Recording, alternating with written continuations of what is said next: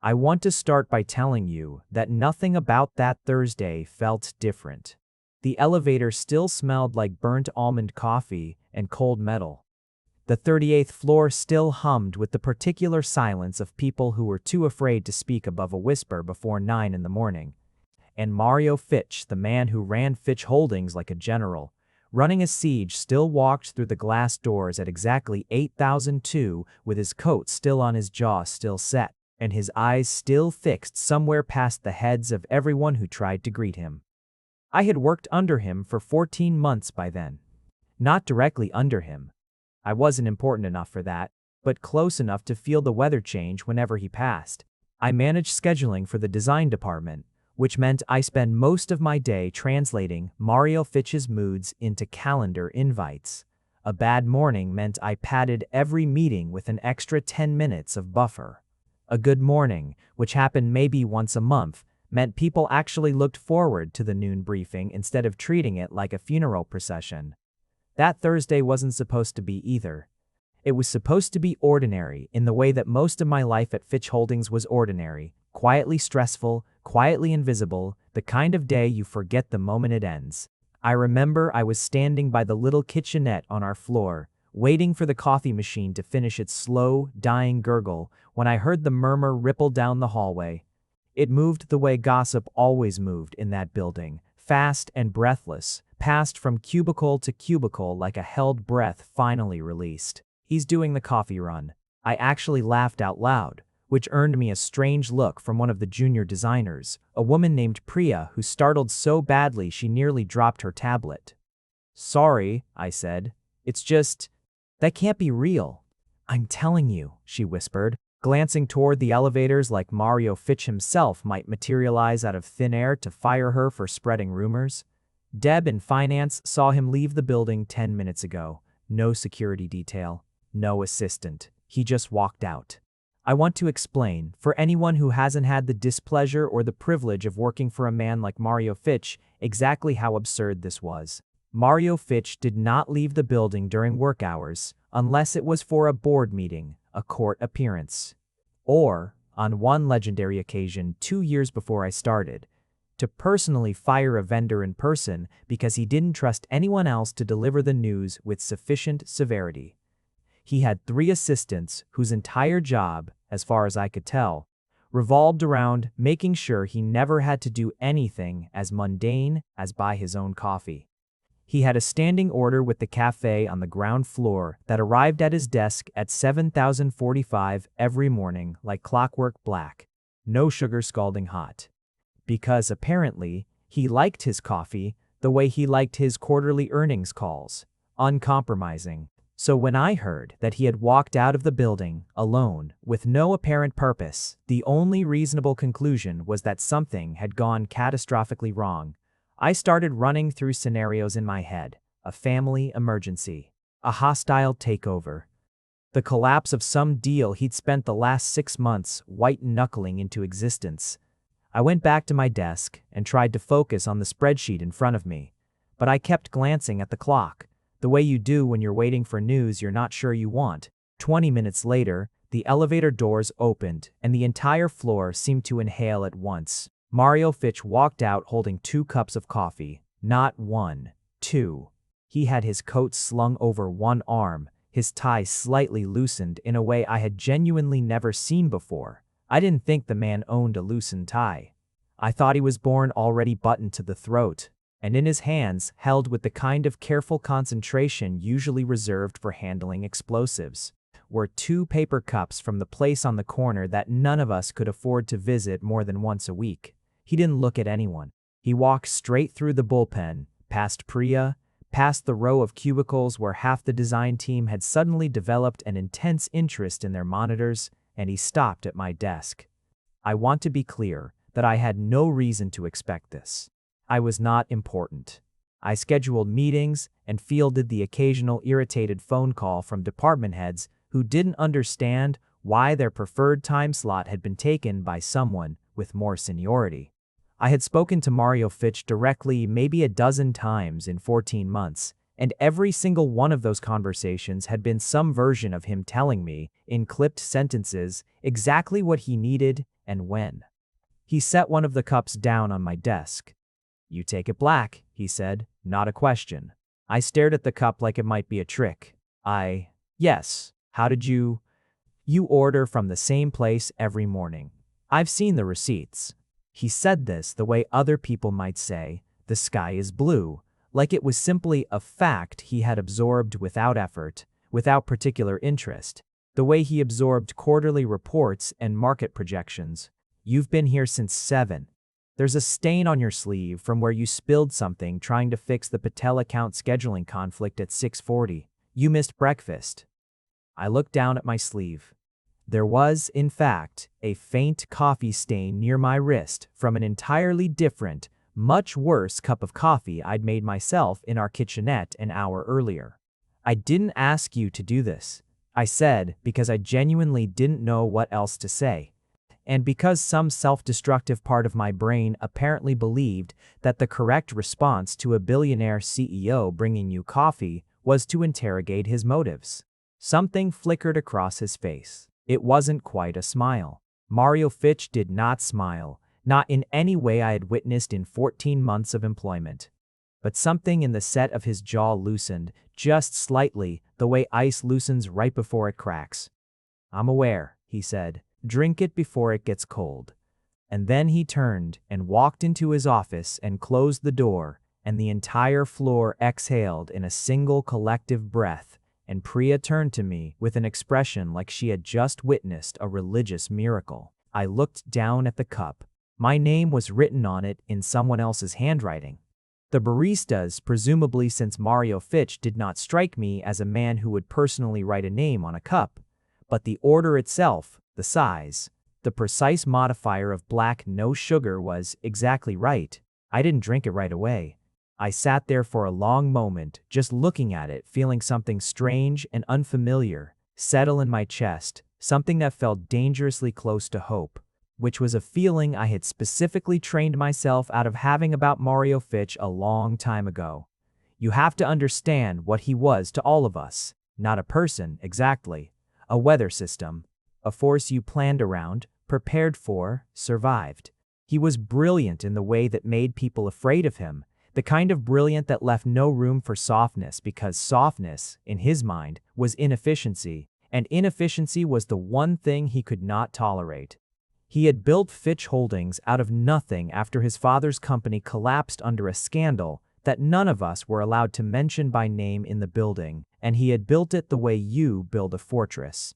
Brick by brick with no windows facing outward. I had a theory, back then, that Mario Fitch didn't actually dislike people. I thought he simply didn't have the bandwidth for them, that somewhere underneath the cold efficiency there was a person who had decided a long time ago that the safest way to survive was to never let anyone close enough to matter. I didn't know, that Thursday, that I was about to spend the next several months testing that theory in ways I never could have predicted. I drank the coffee. It was exactly the right temperature, which meant he must have walked fast, faster than his usual measured pace, to get it to me before it went cold. I didn't let myself think too hard about what that meant. The thing about working for someone like Mario Fitch is that you develop a kind of radar for him without meaning to. You learn the sound of his footsteps in the hallway, the particular rhythm of his stride when he's annoyed versus when he's simply moving with purpose. You learn which version of his silence means he's thinking, and which version means he's furious. I had developed this radar over 14 months without ever intending to, the way you develop calluses on your hands from doing the same motion over and over until your body just adapts. After the coffee, the radar got more complicated, because now there were 2 cups every morning and I didn't know what to do with that information. It wasn't every day, not at first.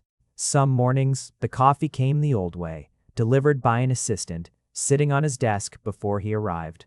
But maybe twice a week, sometimes 3 times, I would hear the elevator and look up, and there he would be, coat over his arm, 2 cups in hand.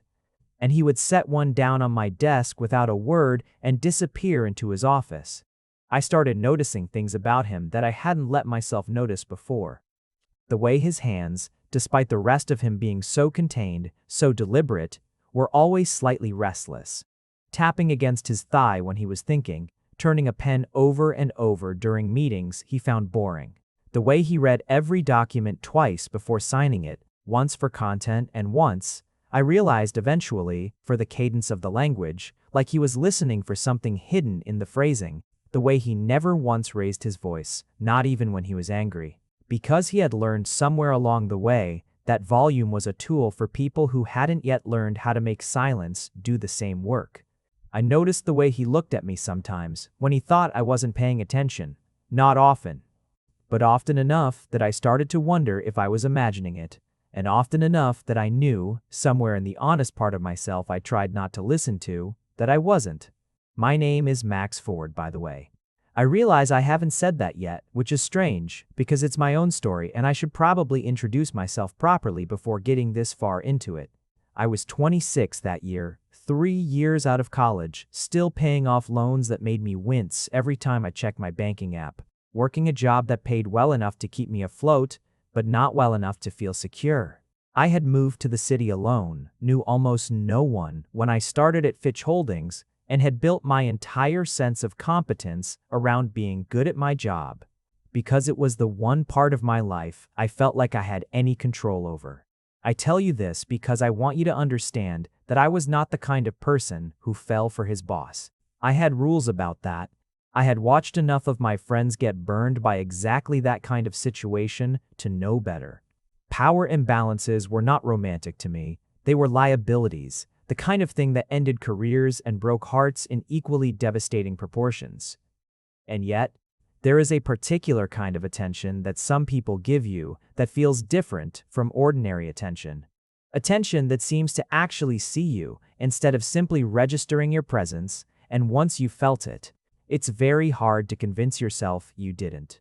The third week of the coffee runs, he started staying. Not long. Just a few minutes, standing near my desk with his own cup in hand, watching me work through whatever scheduling crisis had erupted that morning. He didn't make small talk. I don't think Mario Fitch was capable of small talk. The concept seemed almost physically painful to him. But he asked questions, real ones, about the Patel account, about why Priya's mock-ups kept getting bounced back by the marketing team, about whether I thought the new project management software the company had just rolled out was actually helping or just generating more meetings about meetings. I found myself looking forward to those few minutes more than I wanted to admit. "You're better at this than they give you credit for," he said one morning, watching me untangle a four-way scheduling conflict between 3 department heads who all believed, with total sincerity, that their meeting was the most important thing happening that week. "Better at what? Babysitting? Diplomacy," he said. "There's a difference. Babysitting implies the people involved are children. Diplomacy implies they're adults who simply refuse to act like it." It was, I realized later, the closest thing to a compliment I had ever received from him, and it sat in my chest for the rest of the day like a small, warm coal. I should have known better than to let it mean as much as it did. The 4th month into the coffee runs, the board announced a merger. I won't bore you with the financial details because, frankly, I didn't fully understand them myself at the time. Something about a competitor, a hostile undertone to what was technically being called a friendly acquisition. The kind of corporate maneuvering that turned grown men into nervous wrecks who snapped at their assistants over typos. Mario Fitch did not snap at me. He got quieter, which was somehow worse. The coffee run stopped for almost 2 weeks. I told myself it didn't matter, that it had only ever been a small kindness, not a pattern I was entitled to expect. But I noticed the absence the way you notice a missing tooth. Your tongue going back to the empty space over and over even though you know better. I started staying later, not because my work required it, but because I had developed a habit of watching the light under his office door, and some nights it stayed on long after everyone else had gone home. And I found myself unable to leave knowing he was in there alone, working himself towards some invisible edge. One of those nights, close to 10, I knocked. I had never knocked on that door without an explicit reason before. I didn't have one then either, not really, just a vague unease that had been building in my chest all week, watching him grow more and more contained, like a man bracing for impact. "Come in," he said, in the flat tone he used for everyone, the tone that gave nothing away.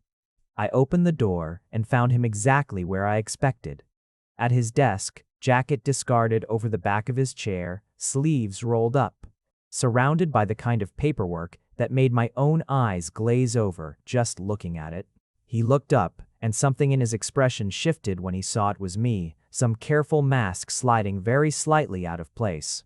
"You're still here," he said, "so are you. I have a merger to finalize. I have a desk full of scheduling conflicts that can absolutely wait until tomorrow," I said, "which means I have no excuse, which means I'm here because I wanted to check on you. Which, given the way you're looking at me right now, is apparently a foreign concept." He set down his pen. He did it slowly, deliberately, the way he did everything, and for a long moment he just looked at me, like he was trying to solve a problem he hadn't expected to encounter. "No one checks on me," he said finally. It wasn't said with self-pity. If anything, it was said with the same flat, factual tone he used to describe quarterly earnings, like it was simply a piece of data he had long ago accepted as true. "Well," I said, "someone is now. So, how bad is it?" He exhaled, and something in his shoulders dropped half an inch, the kind of release that told me he'd been holding tension there for days without realizing it. "Bad enough that I haven't slept properly in a week. The board wants this deal closed by the end of the month. The other side knows we're under pressure, which means they're going to push for terms that gut half of what I've spent 6 years building. And if I push back too hard, I lose the deal entirely, and the board will say I let personal pride cost the company millions. Is it personal pride?" He looked at me again, and there was something almost startled in his expression, like the question had caught him off guard by being asked so plainly. Most people, I imagined, did not ask Mario Fitch direct questions. Most people were too afraid of the answer, or too afraid of him. "Maybe," he admitted. "I don't like being told what to do with something I built." "That's not pride," I said. "That's just being human. You're allowed to care about what you've made." Something passed across his face that I had never seen there before, not quite vulnerability, because I don't think Mario Fitch allowed himself the word, but something adjacent to it, something raw around the edges. He looked, for just a moment, less like the man who ran Fitch Holdings like a fortress, and more like someone my own age who was tired and scared and trying very hard not to show it. "You should go home, Max," he said, and it was the first time he had ever used my first name. It landed somewhere low in my chest, warm and unexpected. "Probably," I agreed, and didn't move. We stayed like that for a while. Him at his desk, me standing just inside the door, neither of us saying anything, and somehow the silence wasn't uncomfortable, the way silence with him usually was. It felt, instead, like something settling into place. "Thank you," he said eventually, "for checking." "Anytime," I said, and meant it more than I probably should have. The deal closed 3 weeks later on terms that I gathered, from the careful way people spoke around the office, were better than anyone had expected. Mario Fitch did not celebrate. He simply returned to his usual rhythm, the coffee runs resuming as though they had never stopped, except now they lasted longer. 5 minutes, 10, once memorably almost 20, during which he sat on the edge of my desk. An act so unprecedented that Priya actually took a photo from across the room, which I later made her delete under threat of withholding the good donuts from the break room, and told me in halting fragments about his father. I won't repeat everything he said, because some of it felt too private to put down even now, in a story that's already asking you to trust me with quite a lot. But I'll tell you the shape of it. His father had built something, and lost it through a combination of arrogance and a refusal to listen to anyone who told him he was wrong. Mario had watched the company collapse when he was 22, watched his father's name become a punchline in every business paper in the country, and had spent the 11 years since rebuilding something from the wreckage with the singular, ferocious determination of a man who could not afford to fail the way his father had. "I don't know how to be anything except careful," he told me that day, looking not at me, but at some middle distance past my shoulder. "Careful with money, careful with people, careful with everything, Because the one time my family wasn't careful, we lost everything that mattered. You can be careful and still let people in, I said. Those aren't opposites, aren't they? I don't think so. I think the people worth letting in are the ones who understand why you're careful in the first place. He looked at me then, really looked, in a way that made my pulse stutter in my throat. Is that an offer, Max Ford? I should have laughed it off. I should have made some joke about the absurdity of it, the gap between us, him with his glass office and his name on the building, me with my coffee stains and my student loans and my desk full of other people's scheduling conflicts. But something in his face stopped the joke before it formed, something earnest underneath the careful composure, and I found myself answering honestly instead. Maybe, I said, if you're asking. He didn't answer right away. He looked down at his hands, the restless ones that were always tapping against something, and for a long moment, I thought I had misjudged the entire situation, that I had read intimacy into something that was only ever loneliness looking for a temporary outlet. Then he said quietly, I don't know how to do this. Do what? This. He gestured vaguely between us, a small, almost helpless motion that looked nothing like the man who ran board meetings with absolute command. I haven't. There hasn't been anyone, not really, not since before the company. I don't know how to want something without immediately calculating everything I could lose by wanting it. You don't have to know how, I said. You just have to be willing to try badly at first. That's allowed. He huffed something that was almost a laugh, the first genuine one I had ever heard from him, low and a little rough, like it had been sitting unused for a long time. I don't try badly at things. I don't try at all unless I'm certain I'll succeed. Well, I said, I hate to break it to you, but there's no certainty here, not with this, not with me. I'm aware, he said, and something in his eyes had gone soft in a way I had genuinely never seen before, not once in 14 months. I think that might be exactly why I want to. I didn't kiss him then. It felt too soon, too public, his office door open and the floor still humming with the ordinary business of a Thursday afternoon, but he reached over and brushed his fingers against the back of my hand, just briefly, just enough to send a current of warmth up my arm that lingered for the rest of the day. And when he pulled back, there was something almost shy in the way he did it, like he was testing whether the gesture would be welcome, before he allowed himself to fully commit to it. It was welcome. I made sure he knew that, even without words, by turning my hand over and letting our fingers tangle together for the few seconds before someone walked past in the hallway, and we both, by unspoken agreement, let go. I won't pretend the next part was easy, because it wasn't, and I think it does both of us a disservice to pretend otherwise. There were complications, obvious ones. He was my boss, technically in the broad organizational sense, even if he wasn't my direct supervisor, and we spent an entire weekend at his apartment. The first time I had ever seen where he lived, a sleek, sparse space that felt less like a home and more like a hotel room someone had lived in for years without ever quite unpacking. Talking through every reason this could go badly. HR policies. Gossip. The very real possibility that if things ended poorly, I would be the one who lost the most, because he had the company and the name on the building, and I had a desk and a job title that could be made to disappear with far less difficulty than his.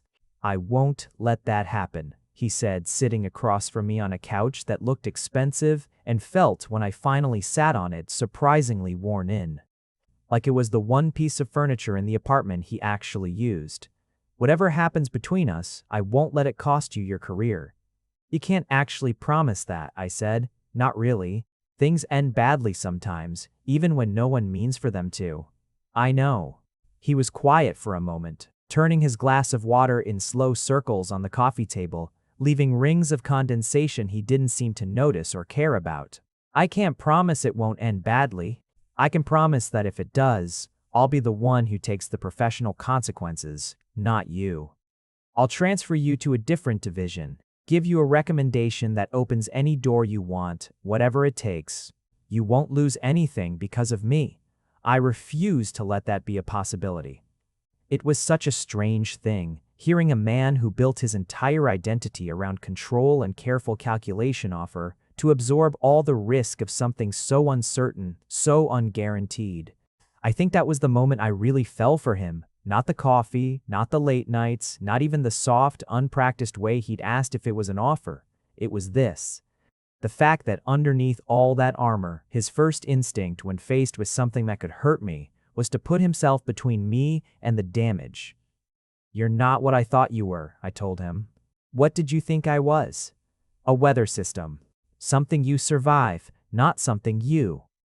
I stopped myself before I said the word, suddenly aware of how much I was revealing, how fast this had moved from cautious possibility to something that felt a lot more like certainty. "Something you what?" he asked, and there was a quiet, careful hope in his voice that undid something in my chest. "Something you fall for," I admitted. "I didn't think that was possible. I was wrong." He crossed the space between us on the couch, slow and deliberate the way he did everything, like he was giving me every chance to stop him if I wanted to. I didn't want to. When he finally kissed me, it was nothing like I expected from a man so contained in every other part of his life. It was careful at first testing, and then it wasn't careful at all. Like something he'd been holding back for months had finally been given permission to exist. "I've wanted to do that since the day I bought you coffee," he murmured against my mouth sometime later when we'd both pulled back just far enough to breathe. "You could have just said so. I told you. I don't know how to want things without calculating the cost first." His hand came up to rest against my jaw, thumb tracing along my cheekbone with a tenderness that felt almost unbearable given everything I knew about him, everything the rest of the world saw when they looked at Mario Fitch. The calculation kept coming back the same way though, no matter how many times I ran it. "And what did it say?" "That you were worth the risk," he said. Every version of the math agreed on that. We kept it quiet for a while, not out of shame, but out of the simple, practical necessity of figuring out what we were before anyone else got to weigh in with their opinions about it. We were careful, the way he was careful about everything, which meant arriving separately, leaving separately, keeping our hands to ourselves in the office even when every part of me wanted to reach for him. It was hard, in the way that all good things are occasionally hard. But it was also, I want to be clear, genuinely wonderful in a way I hadn't let myself expect from my life at that point. Mario Fitch, away from the glass walls of his office and the weight of his last name, was funny in a dry, understated way that caught me off guard every time. He read voraciously, not business books, which I'd assumed, but old detective novels, the kind with worn spines and yellowed pages, which he kept in careful rows on a shelf in his apartment like they were something precious.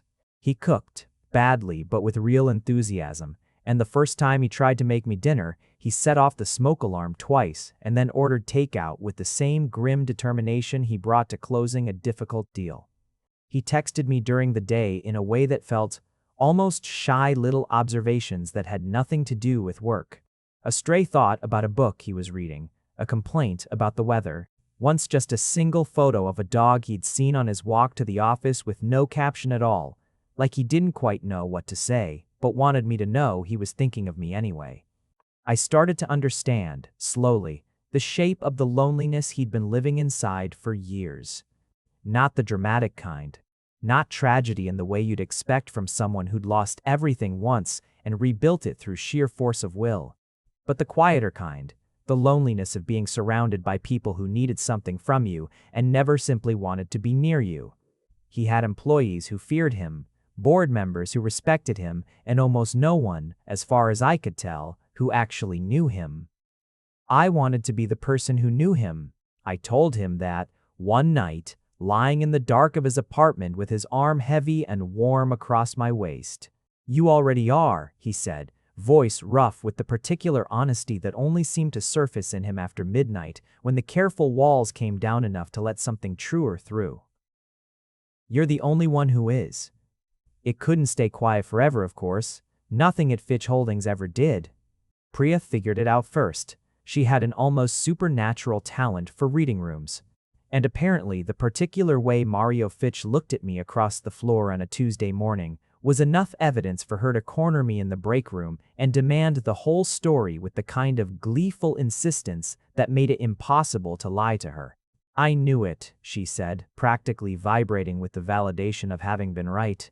"I knew it the day he brought you that first coffee. Nobody just brings someone coffee like that. That was a whole declaration, Max." "It was 1 cup of coffee." "It was a love letter," she corrected, "written in caffeine, and you've been pretending not to read it for months." Word traveled the way it does in the careful, half-whispered way of office gossip, and I braced myself for the fallout. The assumption that I'd gotten there through favoritism. The implication that anything I'd accomplished was somehow less real because of who I was sleeping with. It came some of it in the form of pointed looks and one truly uncomfortable conversation with a department head who clearly thought she was being subtle when she asked if my recent promotion track had anything to do with my personal relationships. Mario handled that conversation himself, once he found out about it, with a kind of quiet, controlled fury I had never seen directed at anyone before. I don't know exactly what he said to her, but she apologized to me the next day with the stiff, terrified politeness of someone who had just been on the receiving end of something they desperately did not want to experience again. "You didn't have to do that," I told him that night. "Yes, I did," he said, simple and unmovable. "No one questions your competence because of me. If anything, you've made me a better leader than I was before you. I won't let anyone twist that into something ugly." It meant something, that he saw it that way. Not as a liability he was managing, but as a truth he was defending. I think that was when I stopped bracing for the relationship to fall apart and started, instead, letting myself believe it might actually last. The real test came almost a year after that first cup of coffee, when his old business partner, a man named Desmond Caldwell who had been a minor, sour presence in office conversation for as long as I'd worked there, resurfaced with an offer to buy out a controlling stake in the company, backed by investors who had no particular loyalty to anything Mario had built. It would have meant Mario losing final say over decisions that had, until then, been entirely his.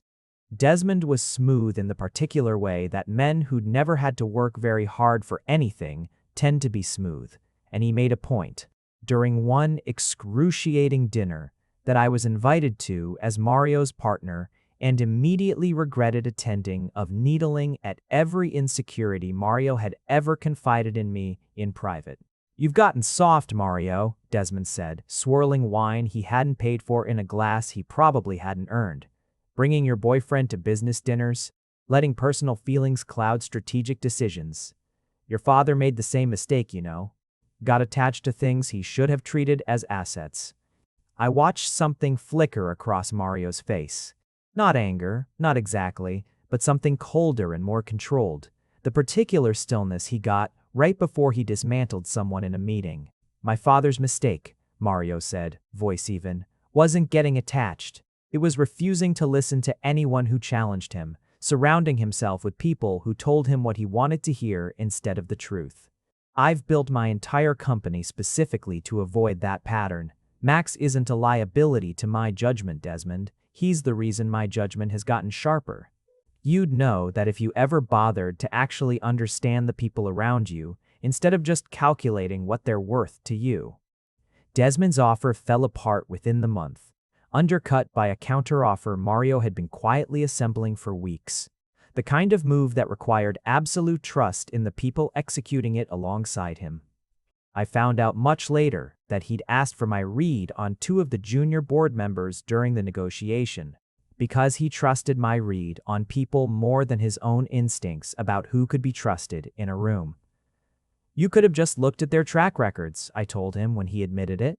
"Track records tell you what someone has done," he said. "You tell me who someone is." I needed both. I'd love to tell you that everything after that was easy, but I think that would be a disservice to anyone reading this who's ever loved someone complicated. There were fights. Real ones, not just disagreements. The kind where he retreated into the cold, efficient version of himself and I had to learn, slowly, how to wait him out instead of taking the silence personally. There was a stretch of about 3 weeks around the company's tense annual shareholder meeting where he barely spoke to me at all outside of logistics, and I had to sit him down and tell him plainly that shutting people out when things got hard wasn't strength. It was just a different kind of fear, and that I wasn't going anywhere just because he was scared. He cried that night, which I don't think he'd let himself do in front of another person in longer than he could remember. It wasn't dramatic. It was quiet and a little ashamed, the kind of crying that comes from someone who's spent their whole life believing that needing comfort makes you weak. "I don't know how to do this without being terrified I'll lose it," he admitted, voice thick. "Everything I've ever built, I've built because I was scared of losing something else. I don't know how to just have something without bracing for it to disappear." "You don't have to know how yet," I said, pulling him against me, feeling the rare, unguarded weight of him relax into my arms. "You just have to keep choosing to stay, even when you're scared. That's the whole trick. Nobody actually figures out how not to be afraid. You just learn to stay anyway." He stayed. There's a part of the story I haven't told you yet, one I almost left out because it still makes my chest ache a little to remember, but I think it matters, because it's the part where I almost lost him through my own fear instead of his. About a year and a half after that first cup of coffee, Fitch Holdings opened a satellite office overseas, and Mario asked me to go with him to help oversee the transition. It was supposed to be 3 weeks. It turned into 10. I want to tell you it was glamorous, the kind of thing that looks beautiful from the outside. New city, new skyline, room service breakfasts in a hotel suite, nicer than any place I'd ever stayed in my life. And some of it was. But underneath the glamour was a kind of exhaustion neither of us had prepared for. Mario was working 16-hour days, trying to stabilize a leadership team that didn't trust him yet, trying to prove to a skeptical board that the acquisition had been worth the capital. I was managing logistics for an entire transplanted department fielding calls at 3 in the morning because of the time difference, watching the version of him that I loved, the soft, unguarded one who read detective novels and burned dinner and texted me photos of stray dogs disappear back behind the walls he'd built before I'd ever met him. I told myself it was temporary. I told myself the distance, even standing in the same hotel room, was just stress, just a season we'd get through. But there's a particular kind of loneliness that comes from being physically close to someone you love while watching them retreat somewhere you can't follow, and by the 7th week, it had worn a hole in me that I didn't know how to name out loud. The fight, when it finally came, wasn't really about anything specific. It was about everything at once. A missed dinner, a canceled call with my sister, an offhand comment he made about needing to manage variables in a way that made me feel, for the first time in over a year, like a line item instead of a person. "Is that what I am to you right now?" I asked him, standing in the kitchenette of our rented suite at 11 at night, both of us too tired to be having this conversation and too raw to stop it. "A variable you're managing?" "That's not what I meant." "Then what did you mean?" "Because, for the last 2 months, you've been somewhere I can't reach, and I don't know how to keep doing this if you're going to disappear every time things get hard." Something in his face went very still. The particular stillness I'd learned, over a year together, meant he was bracing for impact rather than absorbing it. "I'm trying to save a deal that thousands of people's jobs depend on, Max. I don't have the luxury of falling apart right now." "I'm not asking you to fall apart. I'm asking you to let me in while you hold it together. There's a difference, and you used to know that." He didn't answer right away. He turned away from me instead, toward the window, toward the unfamiliar skyline of a city neither of us had chosen for ourselves, and for a long, terrible moment, I genuinely thought that was it, that I'd pushed too hard, asked for too much, that the version of him I'd fallen for had been a temporary anomaly, and the real Mario Fitch, the one the rest of the world knew, the cold and contained and unreachable one, was simply who he was underneath, all the softness I'd convinced myself I'd earned. "My father used to tell me," he said finally, voice low, "that the moment you let someone see you struggling is the moment you hand them power over you. I spent 11 years believing that. I built an entire company on the back of that belief. And then I met you, and for a while I actually thought I'd unlearned it." He turned back to face me, and his eyes were wet in a way that undid every bit of my anger almost instantly. But the second things got hard again, I went right back to the only thing I know how to do, which is disappear into the work and pretend I don't need anyone. Because needing someone terrifies me more than losing the deal ever could. "Mario, I'm not saying it to excuse it," he said quickly. "I'm saying it because you deserve to know why, even if the why doesn't fix anything tonight. You're not a variable. You're the only thing in my entire life I've never once tried to calculate, because some part of me has always known that if I actually ran the numbers on how much I need you, the answer would terrify me too much to function." I crossed the room and took his face in both hands, the way he so often did to me, and made him look at me instead of past me. "I don't need you to never disappear into the work. You built something extraordinary, and it's going to demand things from you sometimes, and I can live with that. What I can't live with is you deciding, all on your own, that I can't handle the version of you that's struggling. You don't have to protect me from your hard days. I chose this. I chose you. The whole you, not just the parts that are easy to love." He didn't say anything for a long moment. He just pulled me against him, holding on with a kind of desperate tightness that told me more than any words could have, and when he finally spoke, his voice was rough and quiet against my hair. "I don't know how to do this without occasionally getting it wrong," he admitted. "I'm going to disappear sometimes. I'm going to forget, in the middle of a crisis, that I'm allowed to need you instead of just managing around you. I need you to call me on it when I do. I need you to keep doing exactly what you just did, every time, for as long as it takes me to actually believe it." "I can do that," I said, "but you have to meet me halfway. You have to actually try, even when it's terrifying." "I will," he said, and I believed him, because for the rest of that trip he did. He started telling me when he was overwhelmed instead of just disappearing into it. He started asking for 10 minutes of quiet instead of pretending he didn't need it. It wasn't perfect, nothing ever is, but it was real, and it was effort, and somehow that mattered more to me than any grand romantic gesture could have.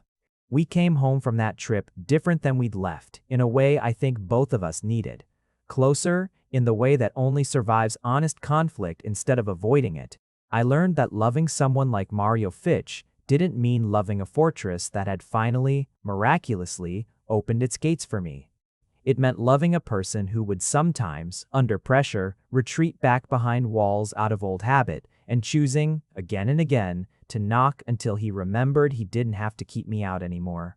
It's strange looking back how much that overseas trip taught me about the actual shape of love, not the version you see in the early months. All soft mornings and stolen glances and coffee cups left carefully on a desk, but the version that survives exhaustion and distance and the particular cruelty of two tired people hurting each other by accident. I think a lot of people give up right around that point, mistake the hard season for proof that the whole thing was wrong from the start. I'm grateful, more than I can easily put into words, that neither of us did. The proposal, when it came, was nothing like the rest of him. I want to tell you that because by then, I'd grown used to a Mario Fitch who planned everything with surgical precision, who treated even small decisions like variables to be optimized, and I fully expected the proposal. If it ever came to be some elaborately staged event with a string quartet and a reservation at the kind of restaurant where you needed 3 weeks' notice just to get a table. Instead, it happened on an ordinary Wednesday, in the kitchenette of our apartment. While I was standing in sweatpants trying to coax the last bit of coffee out of a bag we should have replaced a week earlier. "I bought a ring 2 months ago," he said, apropos of absolutely nothing, while I was mid-yawn and only half listening. I turned around slowly. "I'm sorry, you what?" 2 months ago. I've been carrying it around since, trying to find the right moment. I had an entire plan, a dinner reservation. I was going to fly your sister in without telling you, arrange for the restaurant to play that ridiculous song you like, the one from the movie you made me watch 4 times. He pulled a small box out of his jacket pocket, the same jacket he wore to work nearly every day. like he'd simply been carrying it on his person through board meetings and shareholder calls for 2 solid months without telling me. I had an entire strategy, Max, a very good one. I ran through several contingencies. And I'm standing in our kitchen on a Wednesday morning, watching you try to get coffee out of an empty bag, looking more beautiful to me than you have at any of the elaborate plans I imagined. And I find that I don't actually want to wait for the perfect moment anymore. I don't think there is one. I think every moment with you has been the right one, and I've simply been too cautious to notice. He opened the box. Inside was a simple, understated ring. Nothing flashy, exactly the kind of thing I would have chosen for myself if I'd ever let myself imagine choosing something like that at all. I love you in a way I genuinely didn't believe I was capable of before I met you, he said, and his voice, usually so measured even in private, was shaking in a way that undid me completely. I love the way you make me laugh at things I used to think weren't funny. I love that you knock on my office door even when you have no reason to, just to check on me. I love that you've never once let me hide from you, not even when hiding was the only thing I knew how to do. I don't want to run the numbers on this anymore, Max. I don't want to calculate the risk. I just want to marry you, badly, the way you told me it was allowed to try at things. Will you? I didn't answer with words at first. I crossed the small kitchen and kissed him, hard enough that the empty coffee bag fell out of my hand and scattered grounds across the counter that neither of us cared about cleaning up for a long while afterward. Yes, I said eventually, against his mouth. Obviously, yes. You didn't even need the string quartet.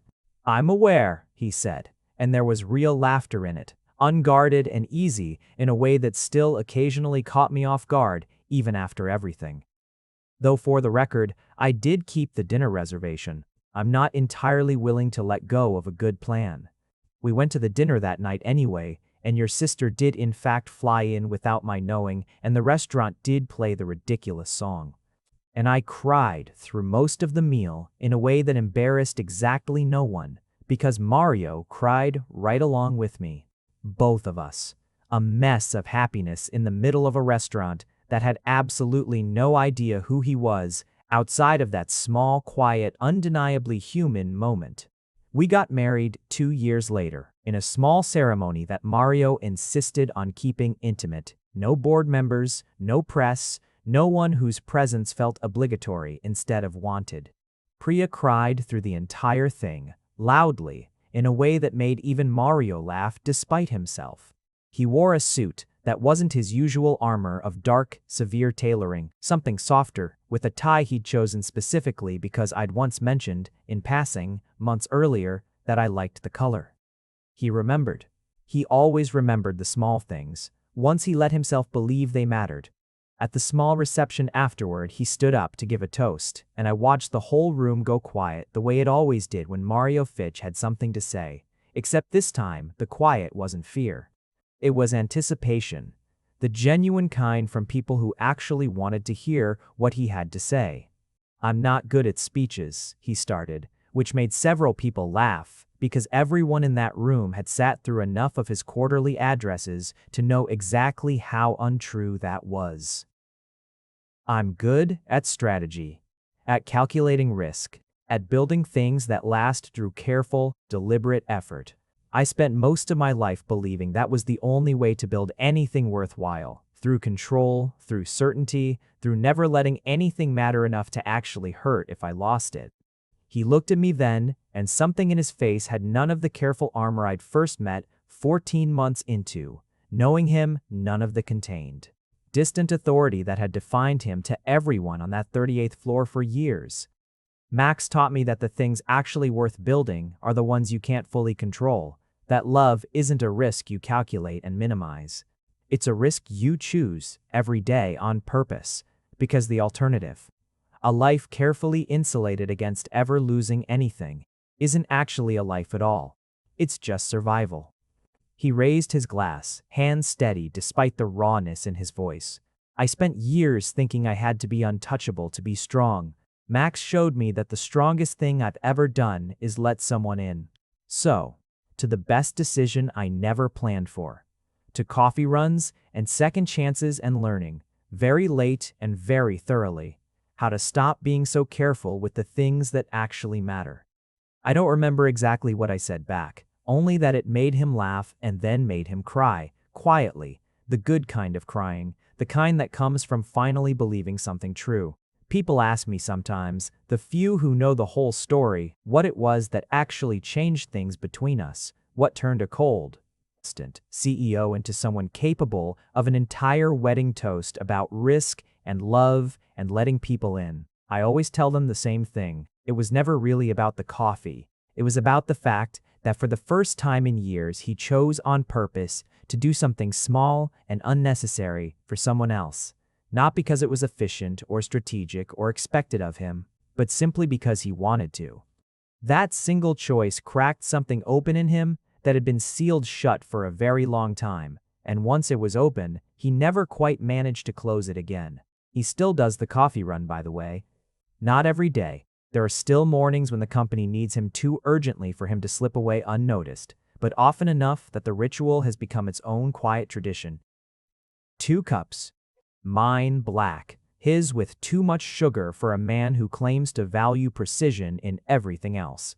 He always says the same thing when he sets mine down. You take it black, he says, like it's still new information, like he's still relearning every single day all the small particular truths of loving someone on purpose. I always say the same thing back. I know. You remembered.